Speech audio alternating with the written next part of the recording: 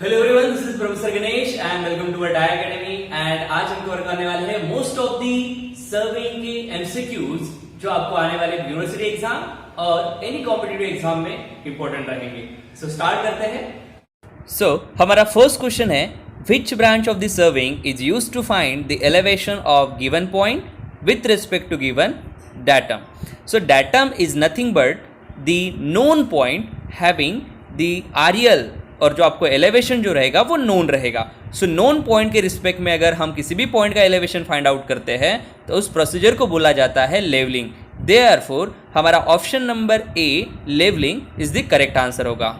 तो next is which line is tangential to the level line at a point. तो basically अगर हम देखते हैं तो जो अर्थ के सरफेस को पैरेलल रहता है उसे बोला जाता है लेवल लाइन, और इस लेवल लाइन को जो टेंजेंशियल लाइन ड्रॉ करते हैं उसको बोला जाता है horizontal line.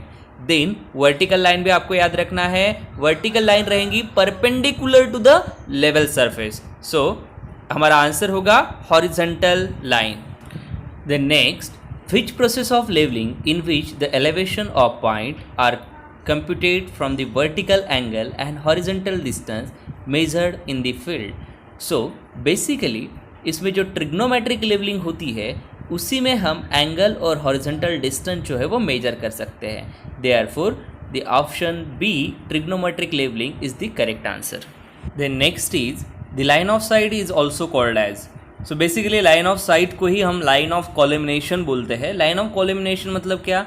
It is the imaginary line passing through the eyepiece of the object glass to the diaphragm. तो यहाँ से जो लाइन गुजरती है उसी को हम लाइन ऑफ कॉलिमिनेशन या लाइन ऑफ साइट भी बोलते हैं। Therefore option C is the correct answer. Next, the operation of forming और bringing the clear image of the object in the plane of cross hair is known as. जो generally हमें operation of forming the clear image दिखाने के लिए हम क्या करते हैं? फोकसिंग का यूज करते हैं। So therefore option D is the correct answer, focusing. Next, the theory of direct levelling neglects. तो direct levelling is nothing but the plane levelling. Plane levelling में क्या कराया जाता है? The curvature of earth is neglected. So therefore यहाँ पे आएगा both curvature of earth and refraction is to be neglected, और सरफेस को क्या समझा जाता है? प्लेन समझा जाता है। Therefore option C is the correct answer. Next, which of the following method of the spirit levelling is the object of which is slowly to determine the elevation of point at major interval along a given line. So basically profile levelling में क्या किया जाता है? Eight ए constant interval में हम reading लेते हैं। ठीक है, ये कहाँ पे यूज़ होता है? तो रोड में यूज़ होता है। रोड पे हम क्या करते हैं? 10 मीटर, 20 मीटर, 30 मीटर पे हम रीडिंग लेते जाते हैं एट ए कॉन्स्टेंट इंटरवल पे। So therefore option A profile levelling is the correct answer. Next, what is the height of instrument if the elevation of benchmark is 200.852 meter, back side is 2.324 meter, foresight is 1.836 meter? So basically क्या होता है? तो हम back side मतलब क्या? Back side is the first reading which is taken on a benchmark and foresight is the preceding reading. So therefore HI equal to RL of benchmark plus backside. Therefore 203.176. So option B is the correct answer. Next, horizontal line departs from a level surface because of. तो basically हम जानते हैं कि हमारी जो surface है अर्थ का वो कर्व में है। तो जब भी हम सर्वे करते हैं तो हमारी हॉरिजॉन्टल लाइन भी क्या होती है? डिफ्लेक्ट हो जाती है। सो उसको बोला जाता है curvature of earth. So therefore option C is the correct answer. Then next one, find the correction for curvature for a distance 1200 metre. तो कर्वेचर करेक्शन होता है 0.07849 d स्क्वायर। तो d is a distance in kilometre. So therefore distance होगा 1.2 kilometre. तो हम जैसे ही put करते हैं फॉर्मूले में तो आंसर मिलेगा 0.113। Therefore option A is the correct answer. Next one, find the correction for refraction for a distance of 1200 metre. अब रिफ्रैक्शन करेक्शन निकालना है तो रिफ्रैक्शन करेक्शन क्या रहता? तो correction for curvature divide by 7। So therefore 0.016 option B is the correct answer. Next, find combined correction for curvature and refraction for 1.29 kilometre.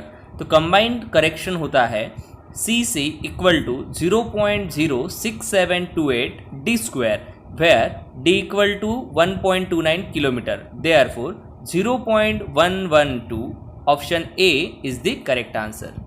Next, a lighthouse is visible just above the horizon at a certain station at the sea level. The distance between the station and lighthouse is 10 kilometre. Find the height of the lighthouse. अब क्या करना है, सी level से हमें जो light house दिख रहा है उसकी हाइट जो है हमें फाइंड आउट करनी है। तो उसके लिए भी क्या होगा, अगर डिस्टेंस बहुत ज़्यादा रहता है तो हम क्या करते, कंबाइन करेक्शन अप्लाई करते। तो यहाँ पे भी क्या होगा, कंबाइन करेक्शन अप्लाई होगा। तो कंबाइन करेक्शन क्या रहता है, 0.06728 डी स्क्वायर, वेयर डी क्या है 10 किलोमीटर। तो जैसे ही हम 10 किलोमीटर अप्लाई कर देते हैं तो हो जाएगा 6.728 metre. So therefore option D is the correct answer. Next one, which of the following type of levelling is necessary across a river ravine और any obstacle requiring a long side between 2 point. तो कभी कभी क्या होता है कि हमें जो इंस्ट्रूमेंट है वो सेंटर में लगाना रहता है, 4 साइड और बैक साइड के, बट ड्यू टू ऑब्स्ट्रक्शन या रिवर के चलते हम क्या कर सकते हैं, इंटरमीडिएट जो अपना इंस्ट्रूमेंट है वो लगा नहीं सकते। तो तब हमें रीडिंग जो लेने पड़ते हैं वो दोनों साइड से लेने पड़ते हैं, दोनों स्टॉप लगा के। So this type of levelling is called as reciprocal levelling. So ये जो है मेनली रिवर के लिए की जाती है। So option C is the correct answer. Next, when an instrument is at P, the staff reading 1.824 and 2.748. When the instrument has Q, staff reading 0.928 and 1.606. Distance between P and Q 1010 meters and RL of P is 126.386. Find the true RL of Q. तो basically क्या होता है, reciprocal levelling में हम निकालते हैं difference of reading. So difference of reading of P reading and difference of reading from Q reading divide by 2। तो हमें आंसर मिल जाएगा 0.801 metre and elevation of Q हो जाएगा 126.386 minus 0.801, therefore 125.85 option is correct answer. Next is, which type of levelling is done on the phenomenon the difference in elevation between 2 points is proportional to the difference in atmospheric pressure. So atmospheric pressure के लिए हम जो levelling use करते हैं उसे बोला जाता है barometric levelling, therefore option C is the correct answer.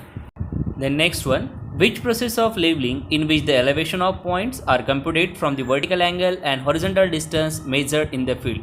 So basically trigonometric leveling में हम horizontal distance and vertical angle use करके ही हम leveling करते हैं, therefore option B is the correct answer.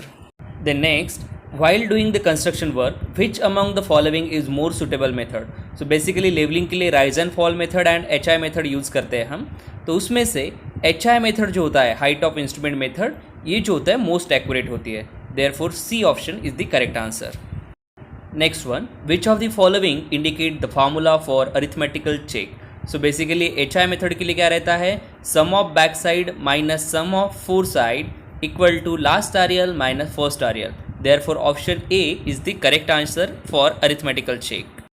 Next, what is the term used for the imaginary line on the ground joining point of equal elevation? So equal elevation की जो points रहती है या फिर इक्वल आरियल की जो लाइंस रहती है उसको बोला जाता है contour line. Contour line mainly use होता है हमारे डैम के कंस्ट्रक्शन के लिए, लेक के कंस्ट्रक्शन के लिए। सो therefore option D is the correct answer, contour. So next, contour line close together indicate a slope. So basically क्या होता है, कंटूर लाइन मतलब इक्वल आरियल ऑफ लाइन, ठीक है। सो अगर क्लोज लाइन है और सेम है, मतलब क्या है, कंटूर लाइन्स क्लोज है टुगेदर और ऐसे आपको स्लोप दिखाई दे रहा है, तो वो जो स्लोप होता है वो स्टीफ स्लोप होता है। So option A is the correct answer. Next, A series of straight parallel and equally space contour represent. So basically क्या होता है, तो हमारा अगर स्लोप या स्पेस कंटूर जो है वो क्या करता है, इक्वली है, तो उसे बोला जाता है प्लेन सरफेस। अगर क्या होता है आपका क्लोज कंटूर है तो उसे बोला जाता था अपना स्टीफ स्लोप। सो अभी क्या बोला है, इक्वल स्पेस, तो दैट इज आंसर आएगा हमारा plane surface, option C is the correct answer. Next one, a close contour line with one और more higher one inside to represent. तो बेसिकली क्या होता है, अगर कंटूर ड्रॉ होते हैं और हायर वैल्यू इनसाइड आती है तो वो रिप्रेजेंट करता है हिल को, वही अगर लोअर वैल्यू इनसाइड आती है तो वो रिप्रेजेंट करता है वैले को। सो यहाँ पे बोला है higher value inside, therefore option आ जाएगा a hill. Next one, what is the shape of contour line in case of valley. तो बेसिकली वैले में क्या होता है, तो आपकी इनर वैल्यू जो है वो इनसाइड आती है, मतलब लोअर वैल्यू क्या आती है, इनसाइड आती है, और उसका शेप जो बनता है वो बनता है वी शेप का। Therefore option B V shape is the correct answer. Then next one is the most precise instrument designed for the measurement of horizontal and vertical angle. So basically theodolite जो होता है वो use होता है horizontal और vertical angle measurement के लिए। Theodolite को ही हम यूनिवर्सल इंस्ट्रूमेंट भी बोलते हैं, बिकॉज ये जो है एज ए टेकोमीटर करके हॉरिजेंटल डिस्टेंस और वर्टिकल डिस्टेंसेस फाइंड आउट करने के लिए भी हम यूज़ कर सकते हैं। उसके बाद बेरिंग के लिए भी यूज़ कर सकते हैं और लेवलिंग के लिए भी यूज़ कर सकते हैं। Therefore option C theodolite is the correct answer. Next is the plate level can be centred with the help of. तो plate level is nothing but the bubble tube.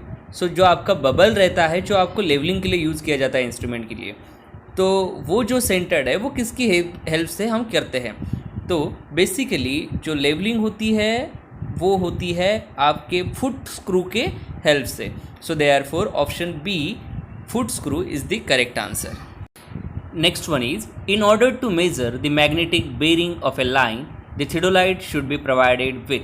So basically अगर magnetic bearing मतलब with respect to north direction अगर मुझे angle measure करना है तो north direction के लिए हम यूज़ करते हैं कंपास, बट इन थियोडोलाइट में हम जो यूज़ करते हैं उसे बोला जाता है टेबुलर और ट्रफ कंपास। तो आपको फिगर में जैसे शो है उसे बोलते हैं trough compass. So option D trough compass is the correct answer. Next is if the value of theta 72 degree 49 minute, find the value of departure for side having a length of 300 metre. Basically latitude होता है L cos theta और departure होता है L sine theta. तो आपको बस L that is length is 300, sine और theta है 72 degree 49 minute. So therefore answer आता है 286.61। So option C is the correct answer. Next is the value of theta 162 degree 49 minute in reduce bearing system can be represented as. तो basically हमें पता है कि reduce bearing 162 degree 49 minute है, that means ये आता है सेकेंड क्वाड्रेंट में। सेकेंड क्वाड्रेंट में क्या रहता है reduce bearing 180 minus whole circle bearing. Therefore 180 minus 162 degree 24 minute, so therefore 17 degree 26 minute. So ये आता है सेकेंड क्वाड्रेंट में, इसलिए साउथ 17 डिग्री 26 मिनट ईस्ट, ये हमारा आंसर हो गया। Next is for adjusting the traverse which of the following method can be use.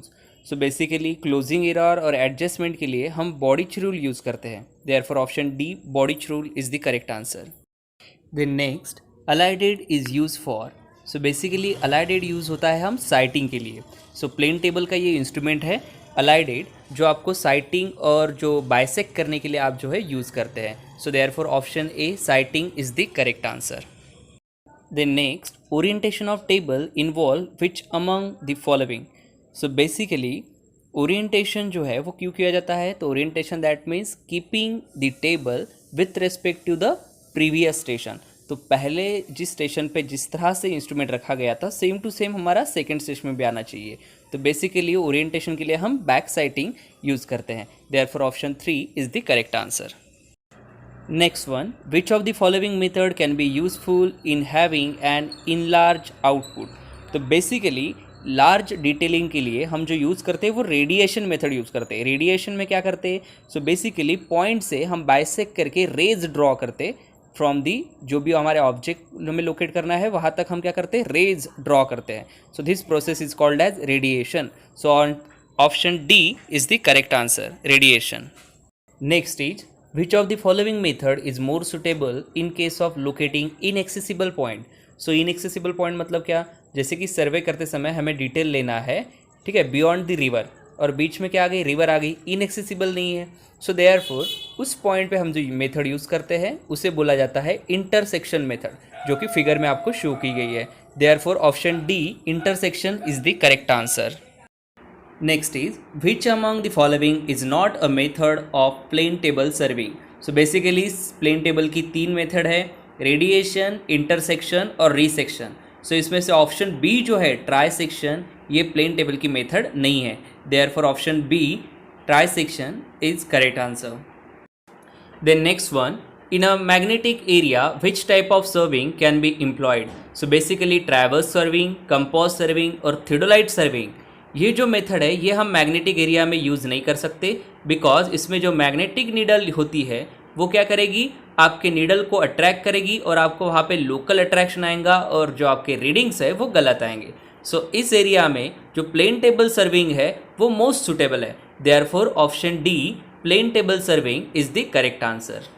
So video अच्छा लगे तो हमारी एकेडमी को सब्सक्राइब करना ना भूले, साथ ही लाइक, कमेंट और शेयर करना भी ना भूले। Thank you.